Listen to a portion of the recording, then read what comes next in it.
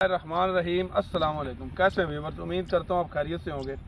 दोस्तों, पहले भी 1692 के मतलब काफ़ी वीडियोस आपके साथ शेयर की हैं। गाय बगाए हर स्टेप पे आपको बताया कि अब कौन सी इसको खुराक डाली जा रही है, क्या इसका फूड प्लान और फसल कैसी खड़ी है, ये हर चीज़ आपके साथ शेयर की है।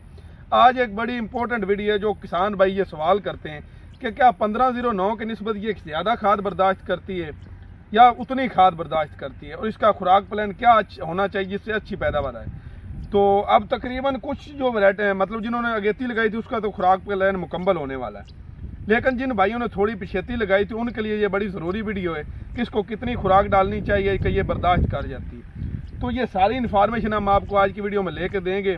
तो लाइव ही मनाज़र फसल आप देख सकते हैं, अज़हर भाई भी हमारे साथ मौजूद हैं, तो इन्हीं की ज़बानी हम सब कुछ पूछ के आपको बताएंगे कि ये इन्होंने कितनी इसको खाद पहले डाल चुके हैं और मज़ीद क्या फसल को ज़रूरत है खाद की, और बाकी ये भी पूछेंगे कि फसल अब कितने दिन की हो चुकी है। तो वीडियो को आपने कहीं से भी स्किप नहीं करना, वीडियो आपने पूरी देखनी, इंशाल्लाह आपको ज़रूर फ़ायदा होगा।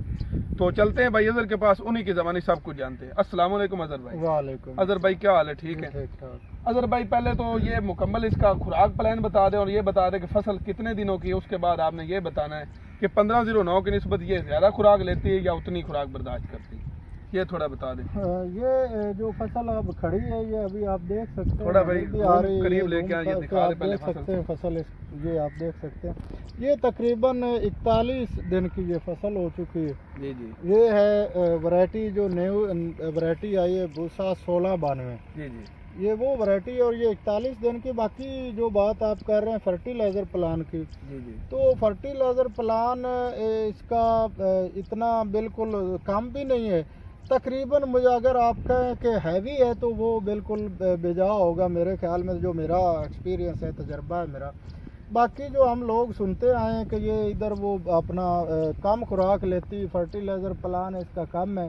तो जो मैं देख रहा हूँ मेरे मुताबिक तो वो ऐसा नहीं है, इसका फर्टिलाइज़र प्लान अच्छा है। जी जी। इसे खुराक ज़्यादा देना पड़ती है, और जो इसकी पैदावार का कहते हैं कि ये पैदावार तकरीबन 80-85 मन तक भी इसकी आ जाती। तो इसकी बुनियादी वजह ही यही है कि ये फर्टिलाइज़र जो भी खाद आप डालते हैं खुराक ज़्यादा डालें, ये बर्दाश्त कर जाती है। अगर जो बीज बर्दाश्त नहीं करते, ये बिल्कुल तमाम किसानों को इल्म है कि अगर जो बर्दाश्त ना करते हों वो पैदावार कम देते हैं, क्योंकि उनके फिर गिरने के चांसेस होते हैं। गिरने के चांस। तो अभी ये जो आपकी फसल खड़ी है अज़हर भाई, आपने मुकम्मल आइडिया तो ये लगा लिया, क्योंकि आपने जो खादें इसको डालनी थी तकरीबन मुकम्मल होने वाला इसका खाद। तो कितनी खादें हो चुकी जो आपने पहले इस्तेमाल की, कोई कितने बैग आप लगा चुके हैं? ये इसे तकरीबन ये 5 बैग हो चुके हैं इसे।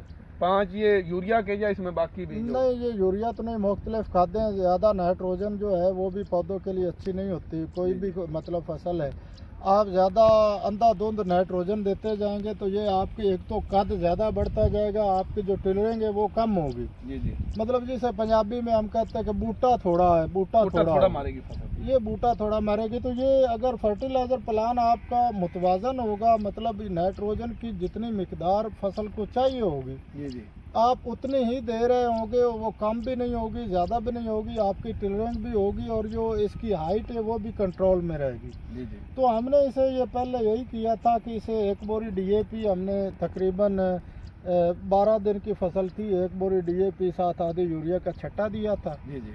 और साथ फिर उसके कोई 8 दिन बाद हमने इसे एक बोरी अपना नाइट्रोफास और आधी उसके साथ नाइट्रोजन पूरी करने के लिए, हालांकि नाइट्रोफास में भी नाइट्रोजन होती, लेकिन हमने उस वक्त देखा कि फसल ने टिलरिंग करनी है तो इसे नाइट्रोजन की कमी न, क्यों जो नाइट्रोफास में नाइट्रोजन होता है वो भी स्लो रिलीज होता है। जी जी। तो जो नाइट्रोजन बिल्कुल हम वैसे यूरिया की शक्ल में देते हैं वो जल्दी ही पौधों को दस्तयाब होता है। तो हमने आधी बोरी इसमें यूरिया और साथ एक बोरी नाइट्रोफास की वो इस्तेमाल की, और साथ में हमने इसे एक पैकेट चिलीटेड जिंक जो है वो इस्तेमाल किया, साथ कैनजो कंपनी का। जी जी। उसके बाद हमने इसे आधी बोरी फिर दी यूरिया की तकरीबन 5-6 दिन बाद। तो ये यहाँ तक अब 3.5 बोरियाँ होगी, आप इसे गिनते हैं। जी जी। तो उसके बाद हमने अब ये फसल जब होगी हमारी तकरीबन ये 32 दिन की थी, तो हमने इसे अमोनियम सल्फेट 1 बैग फी एकड़ और साथ आधी बोरी फिर नाइट्रोजन की। हालांकि अमोनियम सल्फेट में भी तकरीबन ये 24% के करीब ये होता है नाइट्रोजन। तो वो भी नाइट्रोजन जो होता है वो भी स्लो रिलीज होता है। उसकी वजह भी यही होती है, वो सल्फ़र के साथ उसका मिलाप होता है। ये सल्फेट होता है ना, सल्फेट मतलब उस वजह से ये ज़्यादा जल्दी से वो पौधों को दस्तयाब इस तरह नहीं होता, लेकिन स्लो रिलीज होता है, आहिस्ता आहिस्ता वो काम करता रहता है।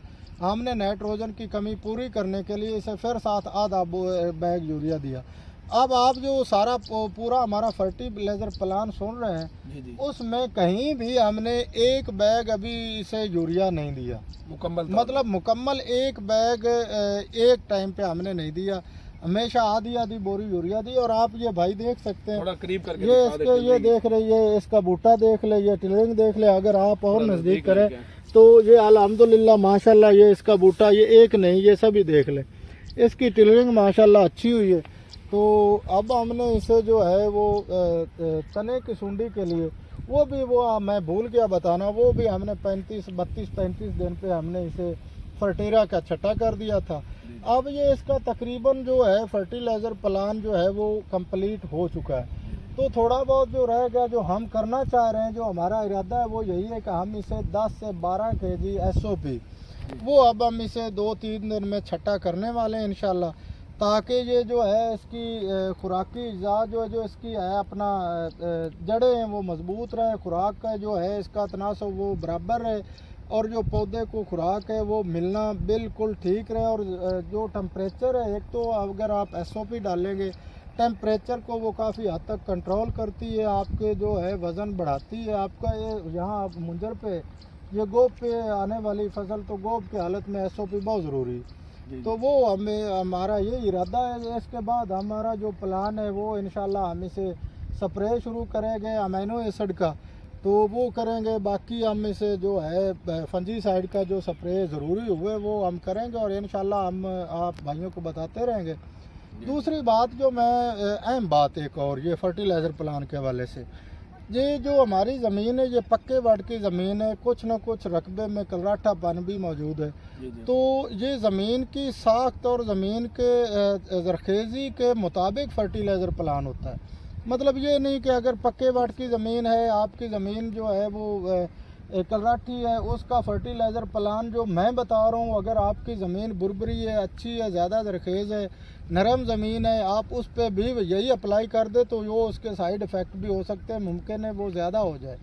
तो ज़मीन के हिसाब से ज़मीन ये जो आपकी ज़मीन है थोड़ी कलराठा है पानी इसमें, थोड़ी सख्त ज़मीन, ये बिल्कुल, तो फिर इस पे ज़्यादा खाद जो ज़्यादा ले रही। तो बाकी आपको ये बिल्कुल ज़हन में रखना चाहिए कि हमें जो है खाद जब भी हम डालें तो हमें ज़मीन फसल बता रही होती है कि हमें जो ज़रूरत है, मतलब ज़रूरत बता रही होती है, फसल बताती है कि मुझे अब नाइट्रोजन की ज़रूरत है, मुझे ये स्प्रे की ज़रूरत है। तो आप जितनी ज़रूरत है उसके मुताबिक प्लान करें, इंशाल्लाह ये अच्छा रिज़ल्ट आएगा।